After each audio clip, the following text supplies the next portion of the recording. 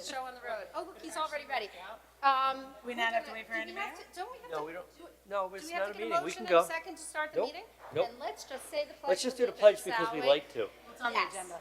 I pledge allegiance to the flag of the United States of America and to the republic for which it stands, one nation, under God, indivisible, with liberty and justice for all. Are they coming? No, and actually, I'm going to make an announcement about that. Good We're gonna evening, be watching screen everybody. Thank you for coming out tonight and joining us. Obviously, we're missing a few members. We had a couple, Mr. DiGiacomo can't join already us, know and the Mr. agenda. Palacios. They're just ignoring me, but I'll tell you that they're not coming tonight, or Mrs. Fairs. They had either work commitments or family commitment. Right back to you now, Mr. Polanski. Coming this way, though.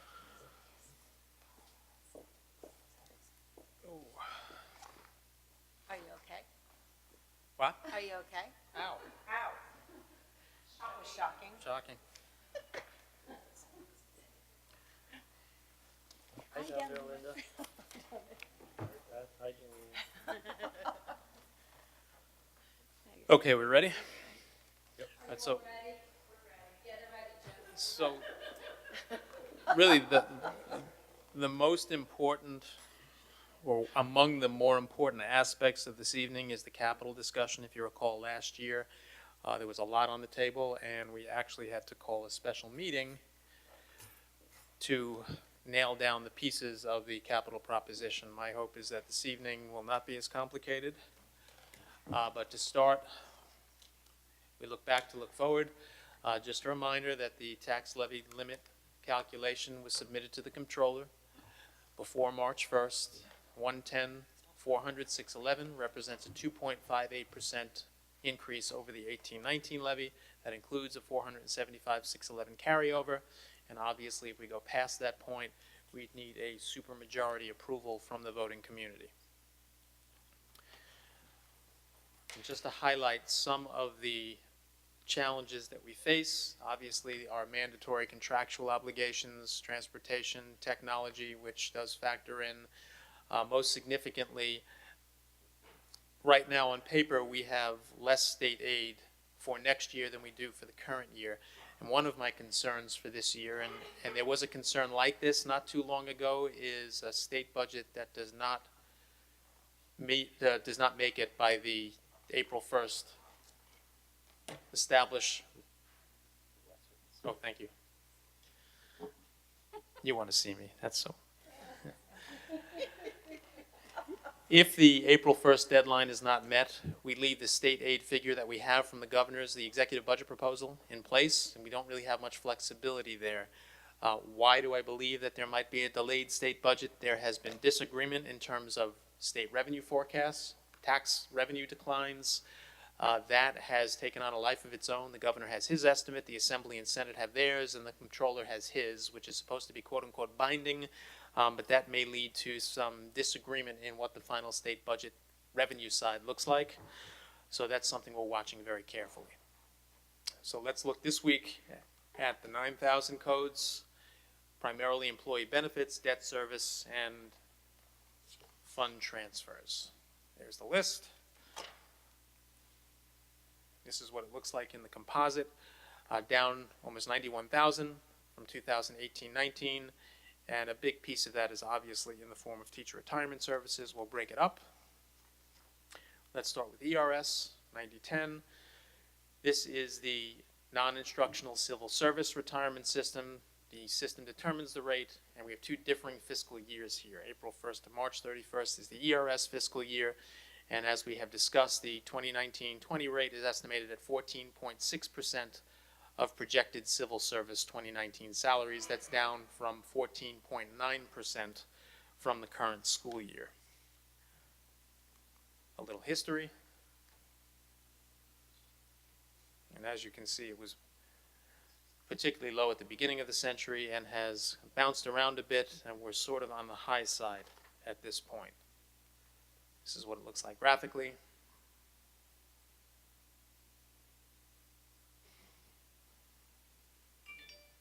Sorry, I didn't know that was on. That's okay. And we are actually looking at a 6.73% increase, which may look a little unique in terms of the fact that there is a slight decline in the percentage, but just keep in mind that we've recoded some salaries and there are salary increases built in here. So though there's a fraction less percentage employer contribution, we're also looking at a higher salary base to base that contribution on, hence the 6.73% increase.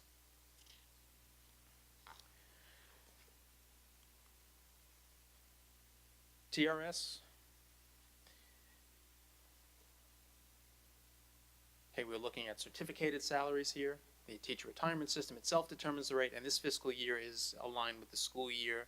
And as we have seen before and have discussed before, we're looking at an 8.86% employer contribution rate, which is down from 10.62% for the current year.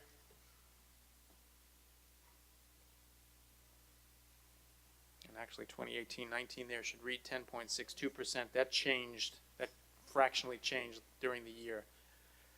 So that should read 10.62% for 2018-19.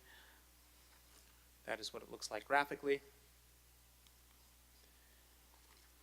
And this decrease is obviously based on the fact that we are looking at 8.86. Despite the fact that salaries are going up, most of our funding is, our expenditure funding is in this benefit category here, and that is going to amount to a significant decrease, almost 500,000, based on the 10.62 to 8.86 employer contribution rate decrease. As I've mentioned multiple times, this is probably a short-lived benefit because we are looking at a contribution rate that's based in large part, on a 5-year rolling average market return on the pension fund, and a high year is going to fall off and a lower year is going to fall on or jump on, and that is going to impact us in all likelihood negatively for 2021. But we will take advantage of what we can take advantage of for 1920. Social Security, 90/30, FICA and Medicare. Social Security being 7.65% of salaries, and the increase you see here is based on what we've projected for salaries across the board.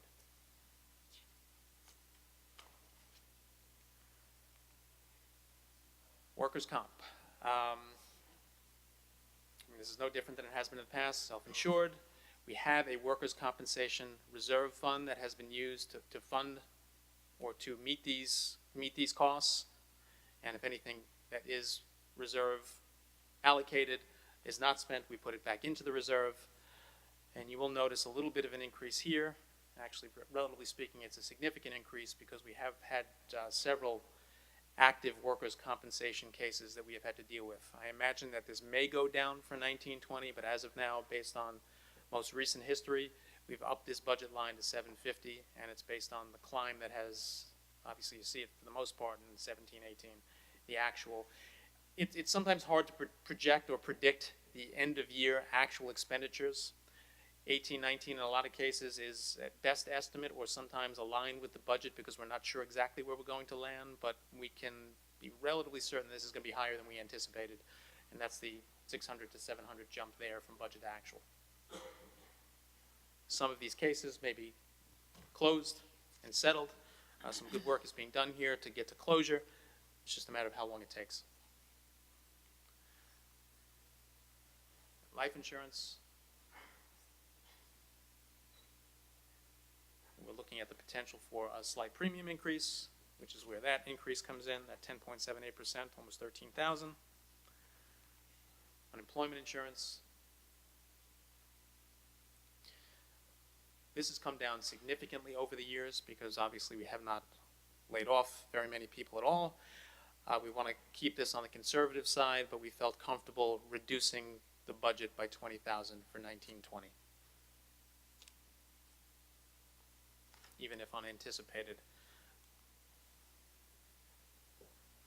occurrences hit the books. Disability insurance, this is not related to workers' comp, this is non-workplace related. All units are eligible. Again, anticipating a premium increase.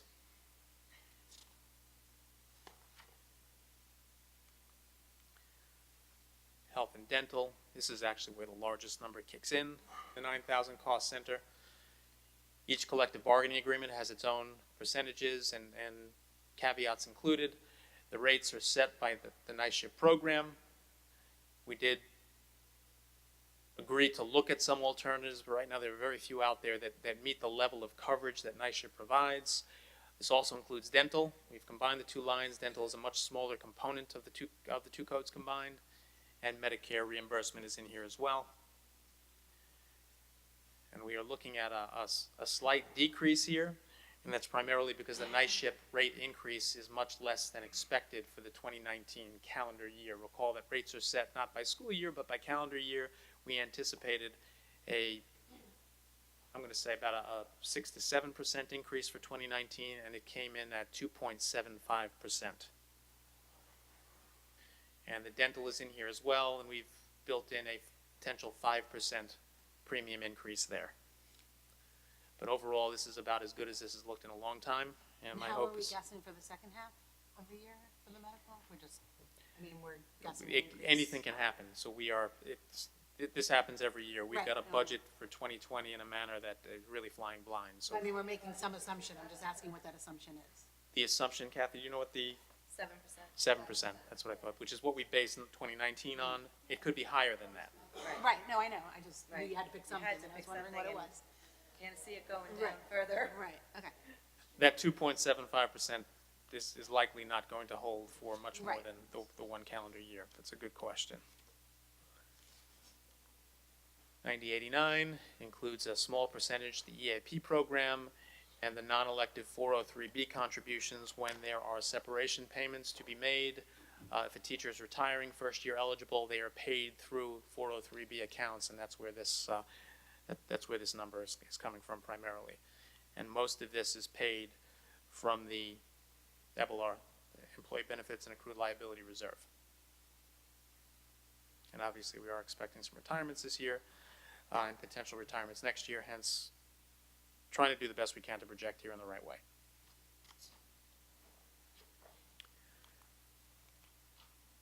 Debt service in general, this does not include our 2006 bond. This is primarily tax anticipation notes. For the most part, looking at it as flat from one year to the next. Our credit rating helps us considerably here.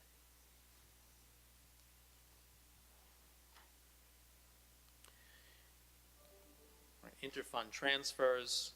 This is internal for the most part, but this includes the debt service for the 206 bond, school food service fund transfers, and special aid fund transfers, and obviously that's where our extended year costs come into play.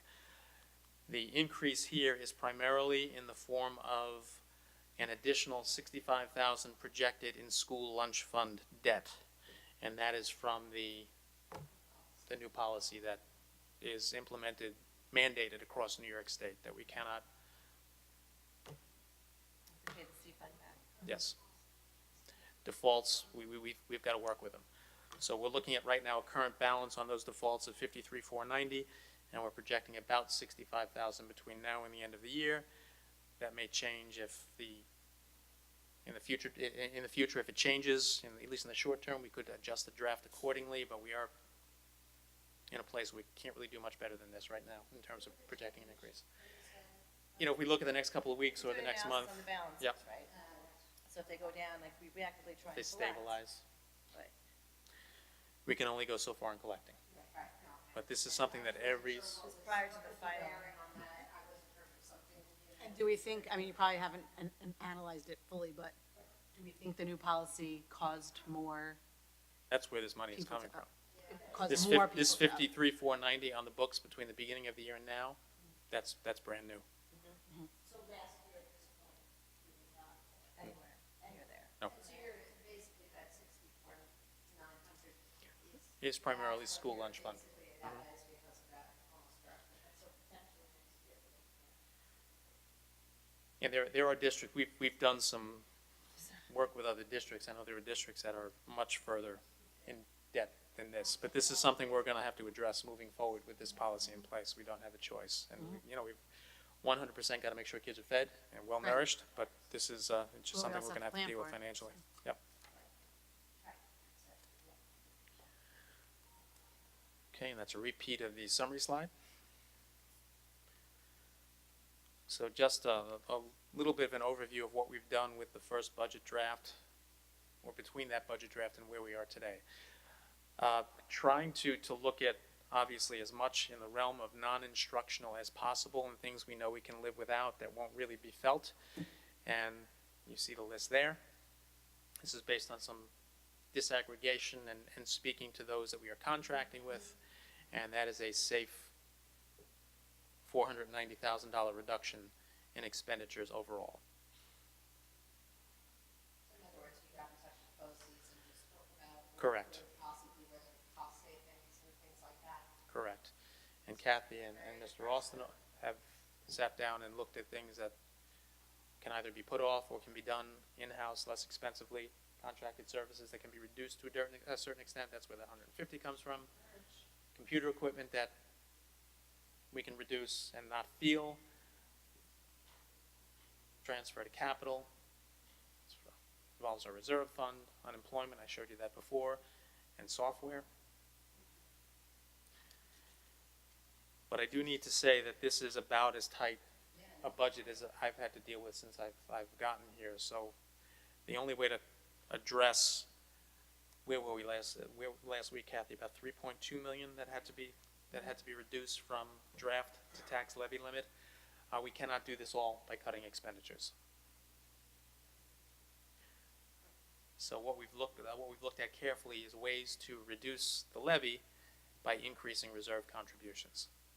So some changes that have been made since the last meeting. Obviously, interest income going up by 300,000, which is based on market performance, and then some additional reserve contributions that we feel are appropriate and palatable. So notice we've reduced expenditures by 490,000, but have reduced the levy further by increasing revenue in non-state aid form. Taking money from the reserves. Correct. I mean, that's the reason that they're there. I mean, Correct. And the interest income is obviously not a reserve. That's yes. another source of revenue. And again, my real concerns this year, and I've had this conversation with the administrators, is that we're running tight. So we're going to have to be very creative in terms of where we go between now and the end of the process where you adopt to get to the bottom line, which is the tax levy limit. Which is still 1.5. Well, we've still got some work to do, and again, if the state budget is not released by April 1st, that's not going to help us any, because what we always anticipate is an increase in state aid between governor and legislature. I don't know what to expect at this point. The Senate is still moving forward, looking for additional school aid, which is terrific. Exactly what that's going to look like, I can't tell you. So with the additional 490 plus 795, we are looking at a draft to tax levy limit difference of just over 1.5 million. And we've already started working on budget draft number 3, which has started to cut into this a little bit. And obviously, we're still looking at, there's a meeting on Wednesday with high school staff, high school administration, and also the middle school administration, 2 separate meetings. We're going to be looking at staffing. That could change the budget draft numbers considerably, because most of our expenditures are in the 2000 cost center. That's where our instructional salaries exist. So there's still some work to be done there. And there are some things that we need that are not compromisable. Not to go too far with this, here's the summary slide again. Initial draft. Okay, when I say initial draft, you really should say draft number 2. And at the levy limit, we still have, the difference there is the 1.5 million plus.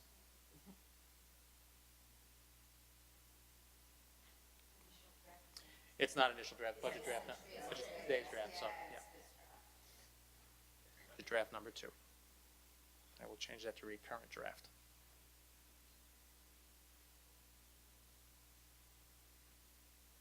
Yeah, always just to have a sense of what a contingency budget looks like.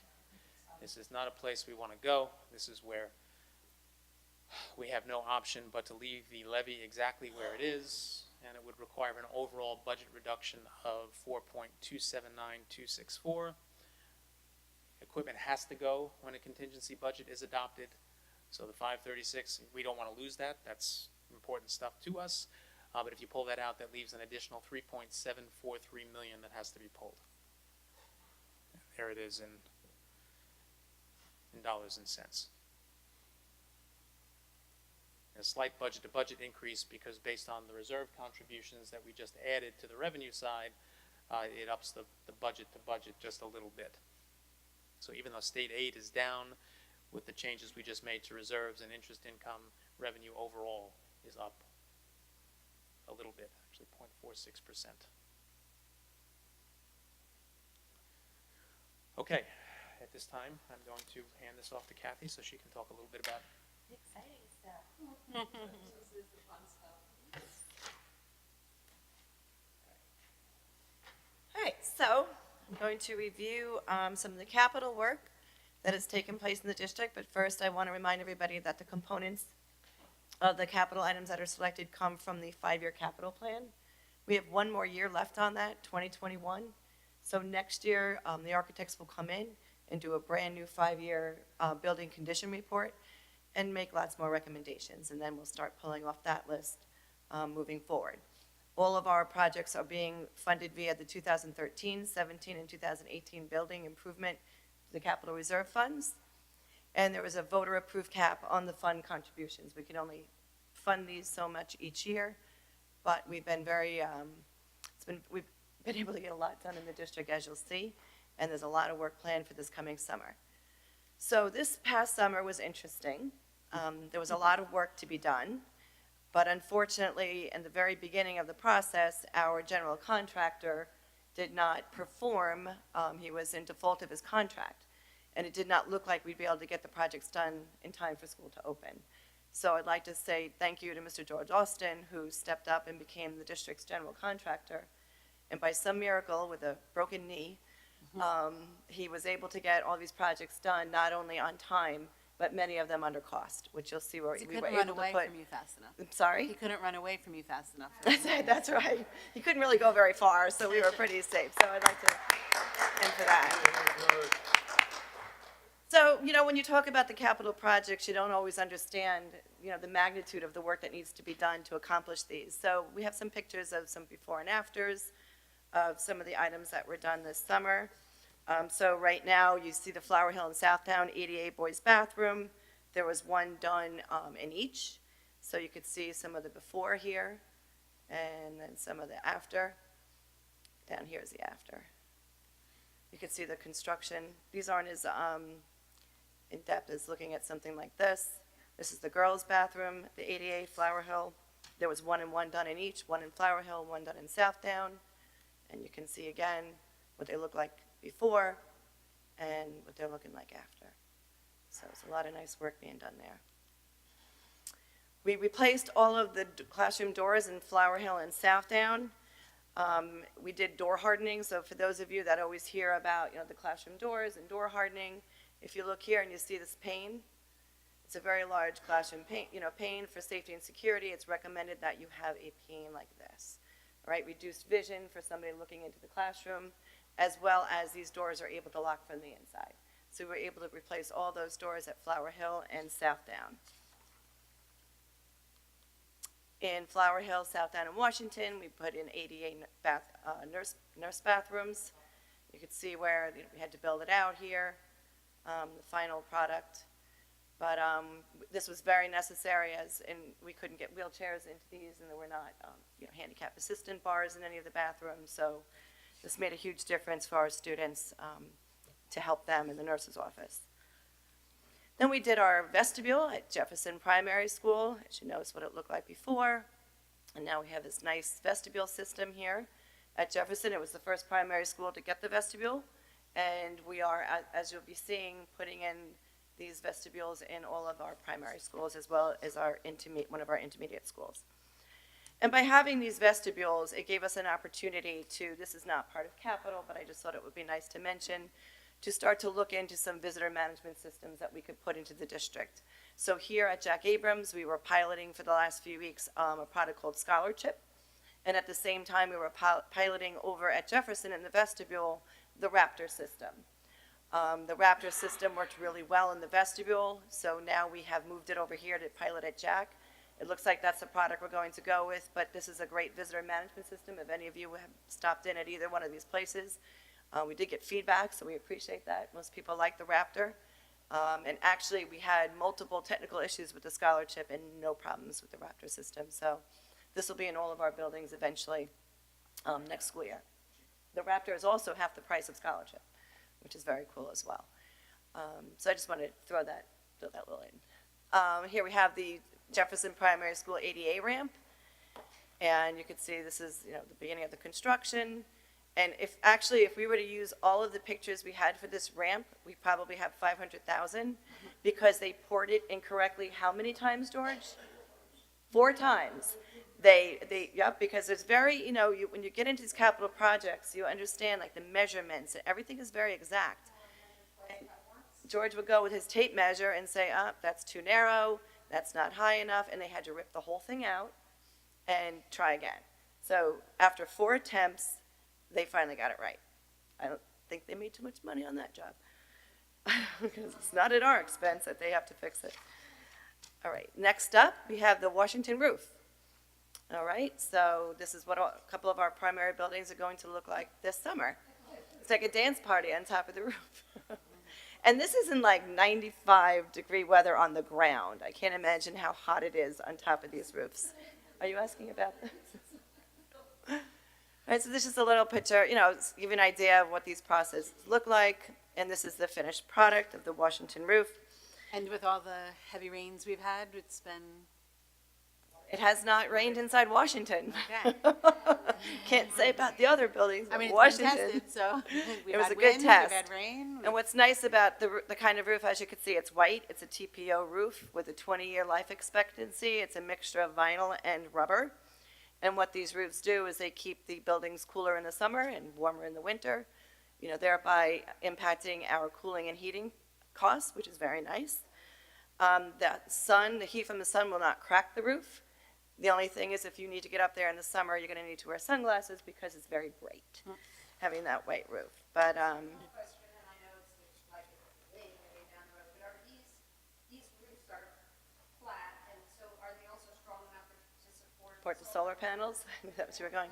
George, are these roofs strong enough to support them? Yeah. Yeah, okay. All right. And then here we have the Jack Abrams Amphitheater. You can see how much nicer it looks. And this also, how many times, George, did they have to pour this to get it right? 3 times. Contractor? They were not bringing the right amount of cement, and they were pouring too much too quick, so then it hardened, and you could see all the stone coming up through it, and they had to jackhammer the whole thing out. Jim didn't have too much of a headache, I don't think, because it's not too far from his office, so. We got to the point where one of those pourings, I was stuck in it. But that's why it's really important to have, people on site that know this type of work, that can point out these, that the work is not being done properly. So, George runs around with his tape measure and testing cement, and, at the end of the day, we have what, the kids deserve and what the staff deserves. And, you walk out there and you don't realize how much work has been done because the Right. structure is essentially the same, but if you look at the pictures 2 years ago and look at them now, you can really get a sense of how much has been done. And I never thought I'd get excited about boilers, but I have to tell you, I am really excited about these boilers. This is what it looked like before, and the process down there, it was disgusting, to tell you the truth. Now it's like you go in there, and I'm like, I love these new boilers, and it's all clean, and it's so neat. I'm very excited about these boilers. So, but they did a phenomenal job, this company. They did not have to do it over and over again. They got it right every time, and they did a really nice job. So we're hoping that they bid on our next boilers, that's for sure. So they were really good. So here in the rotunda, the STEM rotunda, we had 5 classrooms that had the wide doors. And since we were returning them back to educational spaces, they walled up and made them to the normal size classroom doors, as well as put the new, they're not there, doors with the right type of door hardening. So those rooms have been full and lots of learning going on, and we got that done. And back to some bathrooms. At the Wood Hall, the ADA faculty bathrooms, these bathrooms are actually, whoops, go back. Back to back, so here's one and here's another. And the fact that there's an ADA faculty, women's and men's, both done, and Wood Hall. Yeah. All right, then we have Finley ADA bathrooms. There was one boys, one girls, one women's, and one men's. But again, you get an idea, especially in a picture like this, of the demolition that has to take place before you can start to really accomplish the project you set out to. So tremendous amount of work done this summer. And at the high school, an ADA men's and women's bathroom, the only thing that needed to be done here, they didn't have to totally demolish this. They just had to move partitions and fixtures and put a new floor in. So this wasn't as aggressive as a construction, but still we now have that needed ADA men's and women's bathroom. And the lovely high school ADA chairlift. So those are the pictures from the projects that we accomplished this summer. Again, it was a very interesting summer, and we're looking forward to doing 3 times the amount of work next summer. And George has a new knee, so I'm sure I'll have no trouble getting that done. So before I move into the proposed projects, any questions on any of these? No? Okay. Okay, so moving. The only question I have is, you had mentioned before, I think, that the rest of the things that were approved last year have been approved by the state now, most of them? Everything is approved. We had some existing 2016 props, 2017 prop, as well as 2018 prop. Everything is approved. Everything's moving forward. So that's why we're going to have a lot of work this summer. We can finish up all the outstanding capital projects that we had at the state, which is phenomenal, to get that done. So what does the summer look like? Okay, these are some projects that were left over from the 2017 capital prop that are now approved. So that would be the Southbound Vestibule, and also all of these are approved. These are all from 2017. What we're going to try and do to minimize some of the work in the summer is the Southbound primary school vestibule, as well as the Finley Middle School door replacements, to get them done during the school year, right? Because the Southbound vestibule pushes into the building. It doesn't come out, so there's no foundation work. It's using existing lobby space. George has met with all the principals. They're very happy with how it's going to look. So we're going to get those done on a long weekend. So some of those projects we'll be able to knock out before the summer even hits. Wood Hall, we cannot do that. Wood Hall's security vestibule has to be pulled out from the building. So there's a lot of foundation and cement work that needs to be done. Similar to Jefferson, there was a lot of foundation and cement work there. So that one will be definitely scheduled for the summer. And in Jefferson, there's, no, I flipped the page, you said, next. There we go. It's near the shop area? What? Yeah. Yep. So now we have the projects from the 2018 capital proposition, and again, everything has been approved by the state. I'm sorry, Kathy, I have one more question. Yeah, sure. The Woodhull Security Vestibule, will it be done in August when the kids aren't there? The summer It's going to be done in the summer. It's going to be done. Well, I know, I'm saying there are kids Oh, there no, in they're, the summer. okay, so they're not going to be there. Oh, they're not going to be there. No. We have to move. Woodhull is having too much work done, so we moved them to Washington is where the camp's going to be, because Washington doesn't really have any work being done, except the vestibule, which we're going to do during the school year again, that you'll see. So at Jefferson, at Flower Hill, we have the roof replacement and the security vestibule, which we are also going to do during the school year. And Jefferson, the same, has 5 bathrooms. That'll be in the summer. The roof will be in the summer. Southbound roof summer. And then Washington vestibule will be during the school year. The nice thing is we packaged up all of our roofs when we sent them to the state. When you send a roof to the state, it doesn't take as long because it's just an architectural review. There's no mechanical and there's no electrical phase that it has to go through, which typically slows a project down dramatically. So we have all 3 of our roofs approved, and we're really excited because we're going to go out to bid soon. And word on the street is no one's been bidding out their roofs yet, so I think we're going to get a really good price because we'll be one of the first before all these other school districts with all their bonds and whatever start going out for roof bids. So we're going to be the first out of the gate. All three. Yep, it's a bundle. Whoever, they're going to bid on 3 roofs, so we're really excited. Yeah, you do. You do. As George tells him, sharpen your pencils. Yeah, that'll come. That'll come. So that's, moving on. Project still from the 2018. So we have the Woodhull Intermediate. I'm all excited. There's boilers again. So we have the boiler replacement, bathroom tile replacement, and repave parking lot and curbs. This is all going out to bid in about 2 weeks. So we're really excited. We're going to get a jump out of the gate on the boiler as well. Hopefully getting a good price on that. And then the Woodhull, so those projects, and then the rest is self-explanatory. These will be done in the summer. Well, actually, the high school roll-up door, we're going to try and do during the school year as well, and get this one out of the way. So George is working with some door places to get that done. The LGI tile, replacement, we're not doing in-house, then we're doing it, originally when we talked about that, that was something that George was gonna do in-house. Not that I No. care, but I think it was going to be done in stages when we first put it out there. Yeah, you were going to do part of it?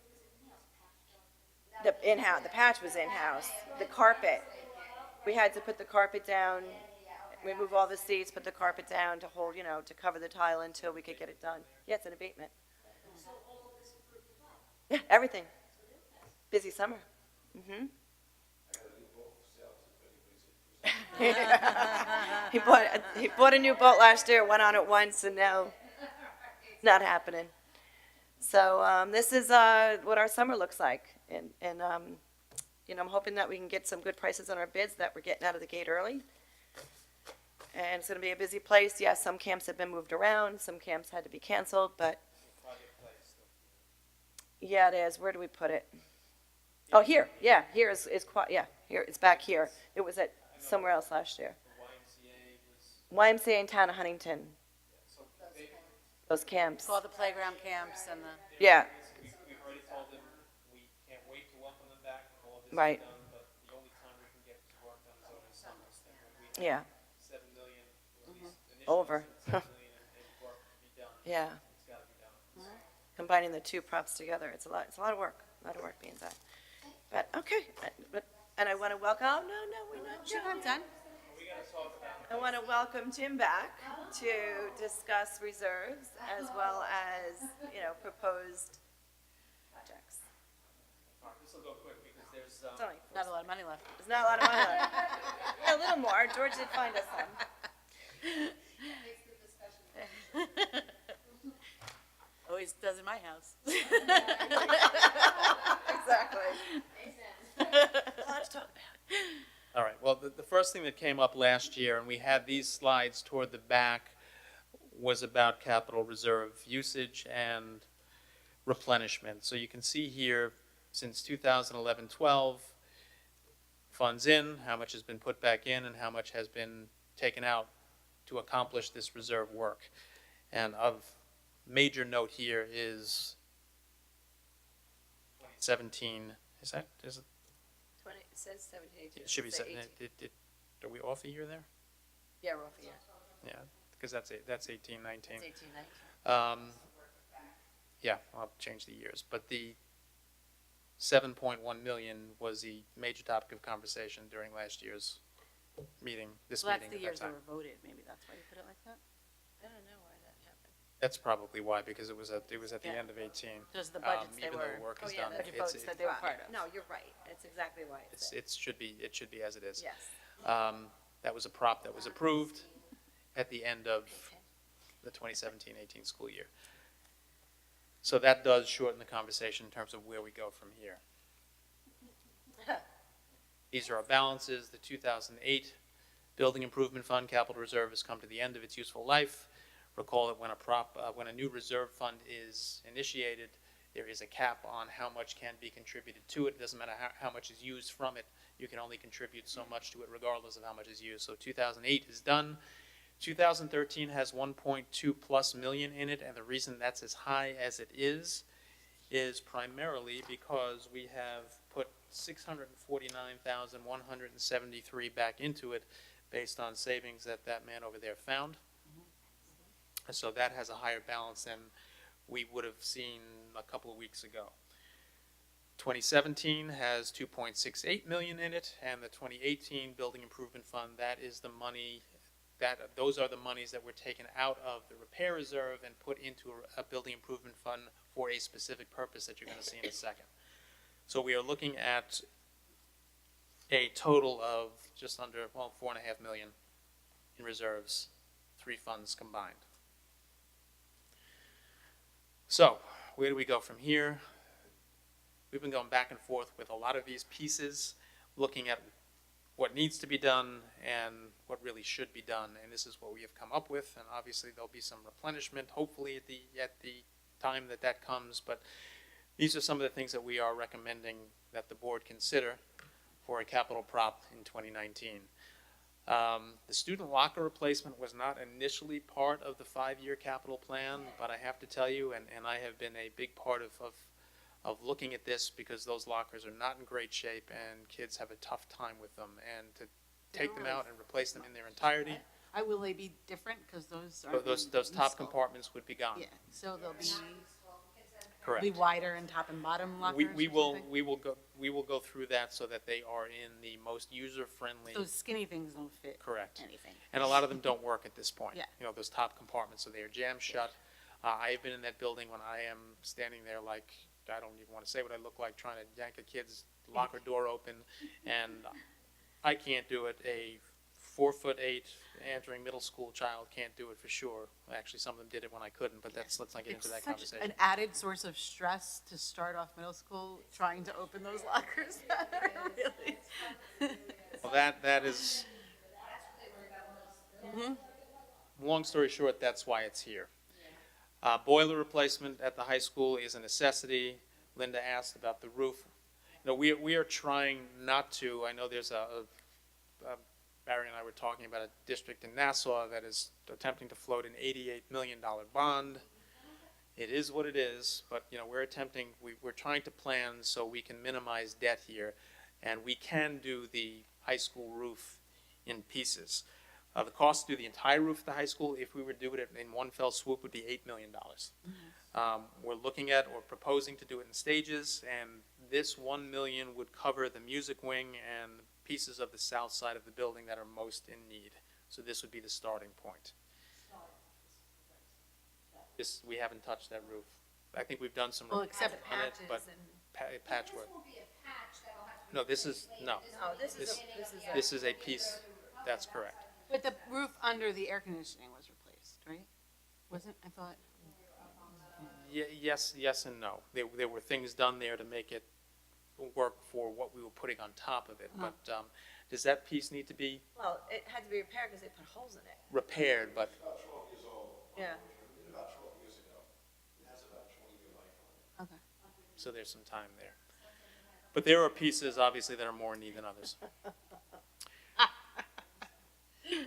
We are also looking at, we're probably a year beyond where we'd like to be with this, because and obviously there are concerns about injuries when the turf flattens out. But that 2018 reserve money was designated for turf fields, so we're looking at that. And just to realize some cost economies here, the perimeter netting and goalpost replacement in combination, we may realize some savings here. Obviously, replacing a turf field is not as expensive as putting one in, and I know there has been some interest in additional turf fields throughout the district, which is something we can look at moving forward. But right now, I think first and foremost, we need to put that high school field back into the best possible condition.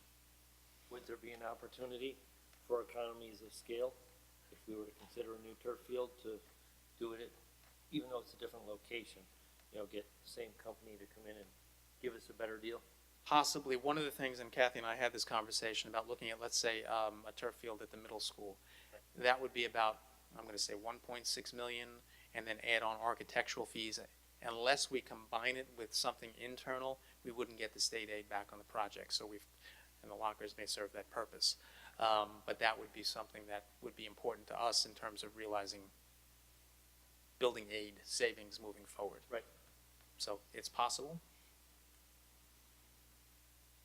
seems it would be prudent to just look into it, right? The only problem there is we are looking at, not the, I mean, we're looking at 3.846 million here, and our reserve balance is just under 4.5. So if we're looking at 1.6 or in that neighborhood, we just don't have enough at this point. So, moving forward, if we were to look at it, and certainly wouldn't be opposed to it, something for the board to consider, you'd want to look at it in combination, again, in combination with something internal, Yes. so as to realize the building aid on it. Yep.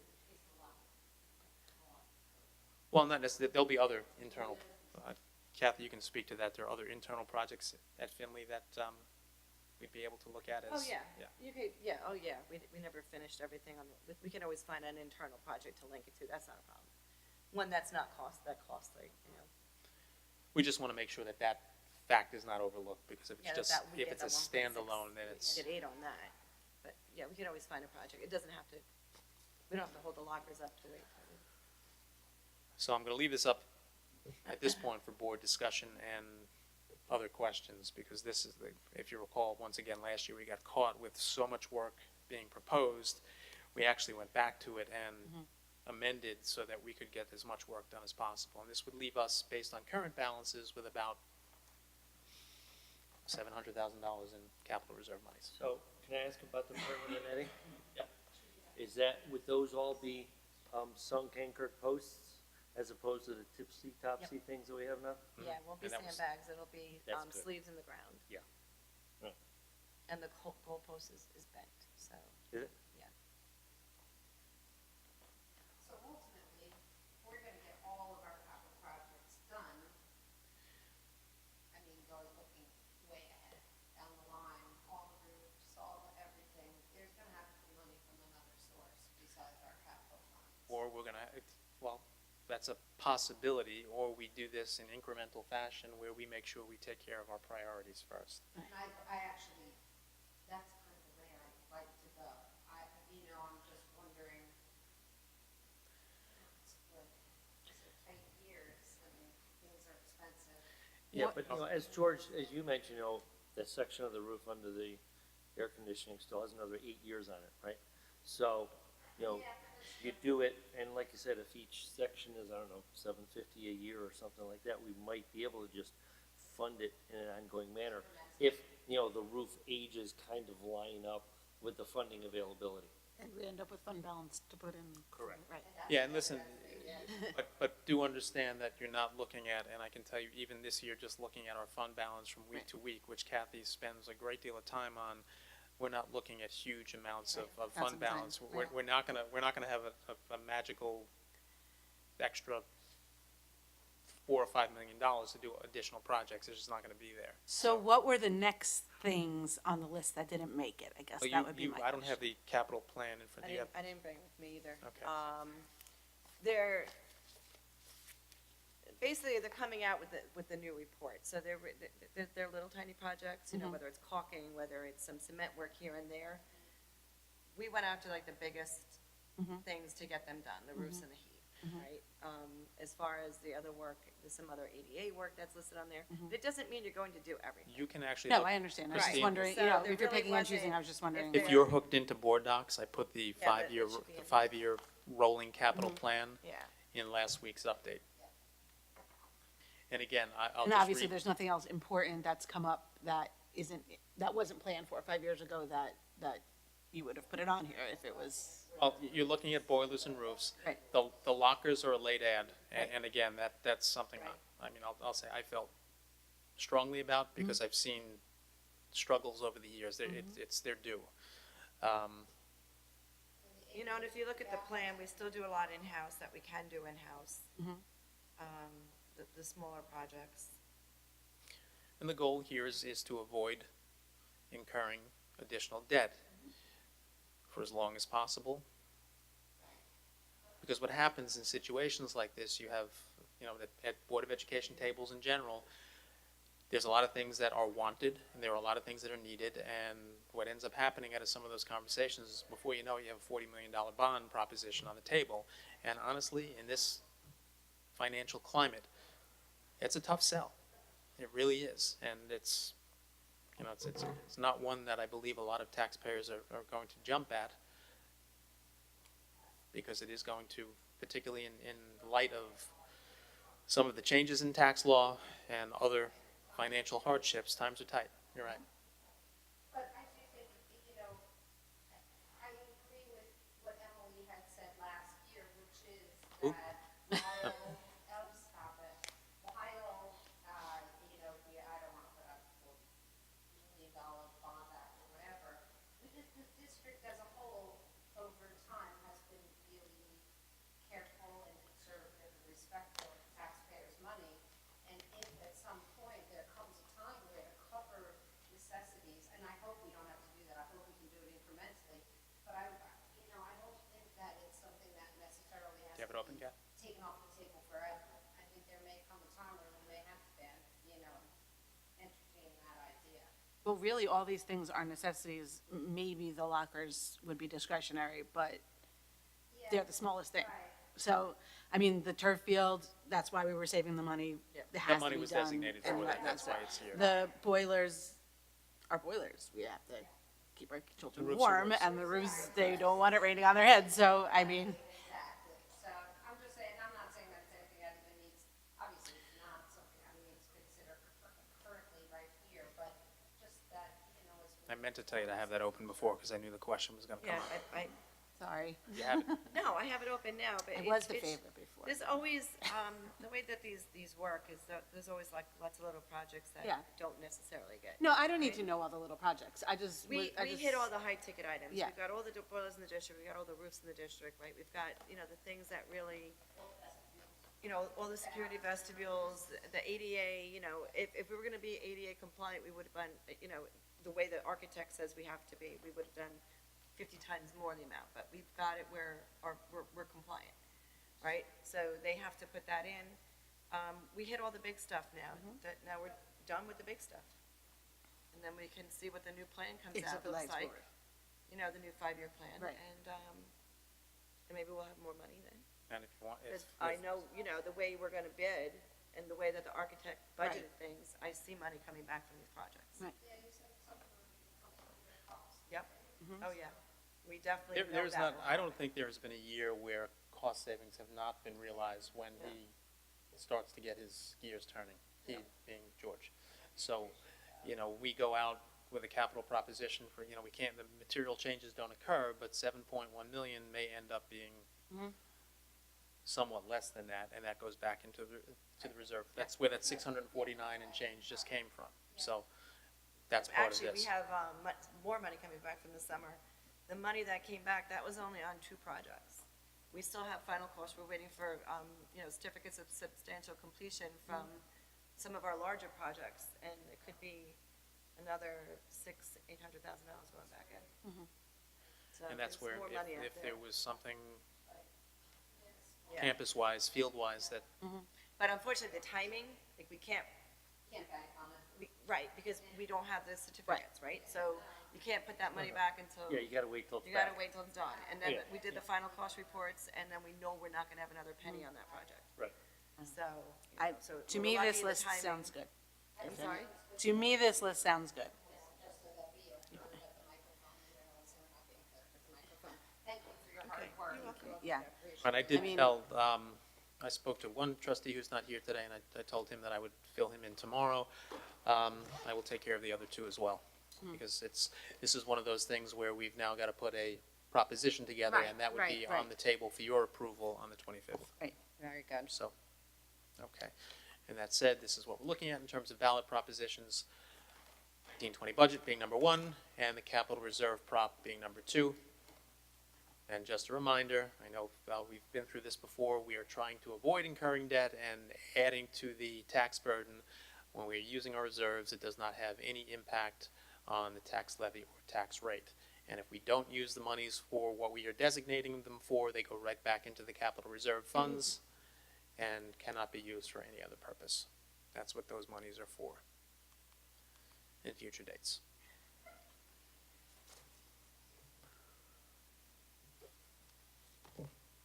Good? Good, good. Okay. Yeah. Did anybody at the table have any other questions? No, I guess we're good. Thank you both, all of you, for all your hard work. George, you too. I mean, we can see how much you did last summer and all year long, and we really, really appreciate it. I think that's about it, unless anybody wants me to circle back and hit what the emergency procedures were supposed to be after the pledge, but before the before the presentation. So the next meeting, we're gonna talk about staffing, and as I mentioned, the comprehensive work, and I'm gonna thank Chris for this, because Mr. Hender has done considerable work with all of the principals and department directors, et cetera, to just kind of go through what we have, what we need, and where we need to be, where we'd like to be in a number of different situations for 2019-20. There are some needs that need to be addressed, and there are obviously some wants, and we're going to do the best we can to put together the most comprehensive, instructionally sound package possible. Excellent. All right, and I guess on that note, Jose, Bill, did I you? was gonna say, in the spirit of this being a budget workshop where it's intended to be a more collegial conversation, I'd suggest if all of the people who braved the elements to come out here tonight, have any comments. It does say that on the agenda. Yeah, Oh, sure, sure. like I said, this wasn't the most dynamic section of the budget, but of the conversation we have, any other input, comments on the budget or in general, we'd like to hear it. So, anyone? James is Come waiting. on, James, you got it in you. I mean, after that lovely invitation from Bill, how can you really not approach the mic? So do I have to like introduce myself? No. No, I think I think we can forego workshop that. setting, You can just talk. I'm an outside agent. I do not live in the district to infiltrate. Now, James Graber, work teach in the district. My child goes to the school. My children will go to the school. And president of the Teachers Association. A few questions about the budget with this. My first question, you will be shocked to hear, has to deal with librarians in the schools. I do understand we are facing a very tight budget this year. However, I'm curious, given things like retirements and things like that, is it possible to add librarians to the budget without adding the full value of librarians to the budget? Okay, and I'll kind of reframe that question. What he's asking is the cost of those librarians, could it be potentially mitigated by retirements? One of the things we're going to do between now and the 25th is look at that carefully, and I know we've kind of bantered around potentially adding an incentive to the mix where maybe a couple of more people might high-end be replaced by low-end. That is something we're going to look at very carefully between now, particularly with the high school and middle school meetings coming up on Wednesday. They'd have to be hired at full value. There'll be other places where we can reduce. We're looking at that actively. And But adding them at full value would not necessarily add to their full value to the budget, because other things would be subtracted out. Yes and no, because I know there are other things that are needed as well. For example, I can give you an example right off the bat. We are looking at increasing the number of E&L teachers in the district because we need to make sure that those children are serviced the way we want them to be served, the way they need to be served. Part 150 or 154, obviously, a big piece of that. So whether we say that will be mitigated by retirements or librarians, et cetera, it's all cost savings. We're going to look at it in the composite. I heard you mentioned the retirement incentive possibility, and I believe that there's a reserve fund, the EBLAR, is that correct? That where that incentive would not necessarily add to the tax levy with that. To a certain extent, yes, but we'd be also exhausting more of that reserve and compromising our future ability to use it in the situation of further retirements down the road. It's all, But it is designed to pay for that's the only thing retirement it can type, be used for. right? That's correct. But isn't that, so just let's talk about that for a second, and it's really meant to smooth out, right? The system as it goes should be in a dynamic equilibrium, whereas people retire out and people come in, you're generating enough revenue to carry it. The LLR is really intended to cover those areas where you have more retirements at a time, than anticipated, where, that you lose your dynamic equilibrium, so you have some money to backfill, but then at the same time, in times when you have fewer retirements, you're able to then Wouldn't touch replenish it. that. Correct. Because we Correct. year to year have to have balanced budgets, right? That's really the intent of those reserve funds, is to maintain that, even though it's not always linear. I think we've tapped into it in the past more so when there has been, if there was, for example, an incentive offered and a greater number than initially anticipated were, in fact, Right. leaving the district or Right, something. exactly. But it should be, year to year, just to cover the differences, and there should actually be years where it actually might go negative, Rose, so right. that we can build it We- back up again. This would- We can actually project, just based on the data that we have, or have a sense of who may be interested in retiring or who is first eligible, and we can kind of base projections on that. It doesn't always work that way. We've had a lot of people who enjoy being here and do not want to leave at that time, so they, I guess the thing I like to say is there, you want to be careful about using those one-time funds to cover recurring expenses, because then that's a hole that you never get to recover. Right? Of course, So- it wouldn't be a recurring expense though, because the teachers that retired would be replaced by much younger teachers that wouldn't be retiring for another 30, 35 years. I know, I'm not saying that what you're saying is wrong. I just want to kind of have the conversation so everyone understands how, the intent of the use of those funds. Absolutely, James. Yeah. One other question, and you bring it up, and it's a difficulty that districts across New York State have to face, and, thankfully haven't had to face recently, is the passage of the New York State budget. And I can imagine it's a frightening possibility to pass a budget based on a projection and without knowing whether that projection is going to come through. On the other hand, historical precedent shows us that the executive budget proposal from the governor is not an accurate number in the end.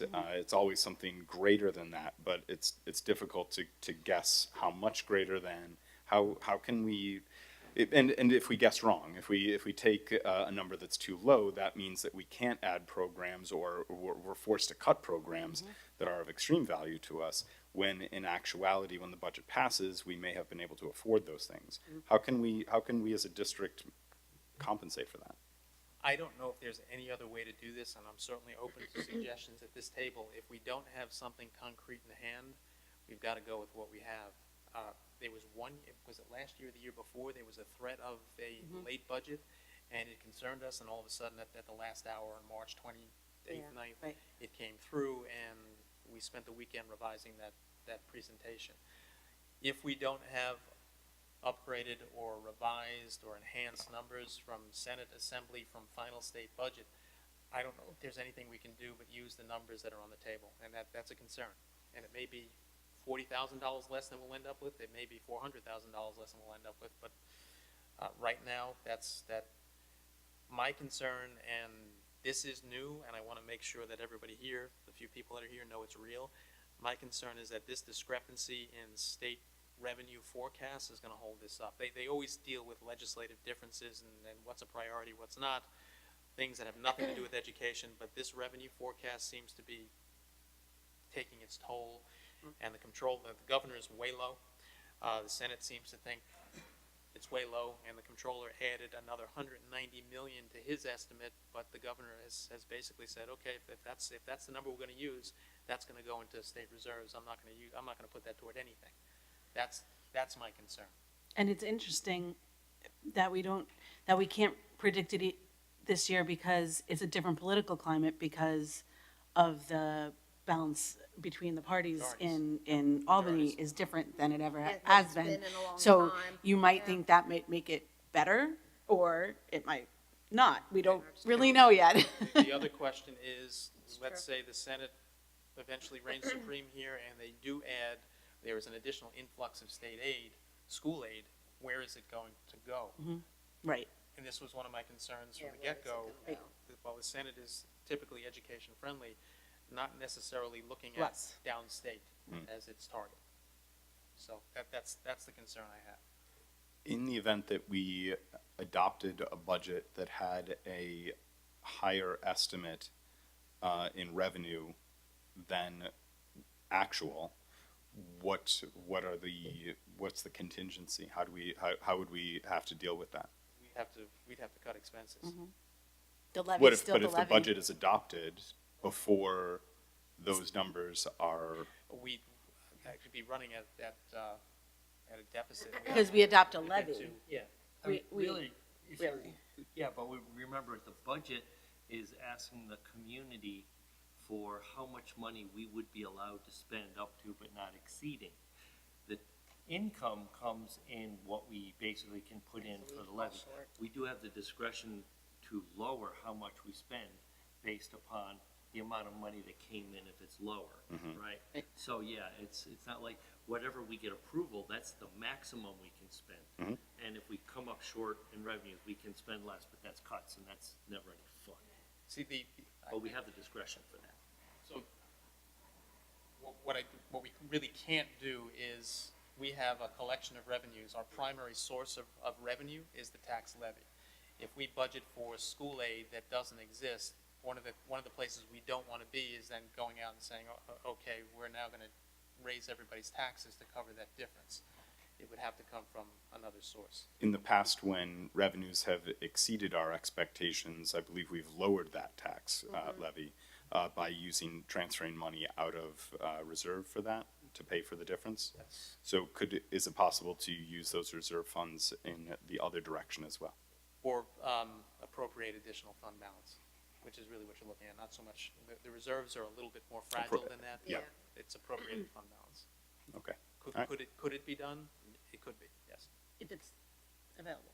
I was gonna say from where? Well, there is, Yeah. I mean, there is Well, appropriated, he's talking about I think we're slightly under 4%, which is actually a good place to be in terms of state controller. But that's what he's talking. He's talking about the 4% or less fund balance that exists. Right, I'm just saying, if it's the right amount. I mean, you don't, Well, we Could not be wouldn't. enough. that would be we- 4% of a $120 million budget Right. or whatever let's put it is this a way, big we're number. not anticipating. we shouldn't miss by that much. I mean, the economics If we- department could use some improvements, saying. but, you know, not that much. All right, thank you very That's all- much. We would budget revenues Right. accordingly. right. Anybody else? He's been through this so many times, he can do this. I'm not gonna put him. I was gonna say, maybe we just put James right next to us.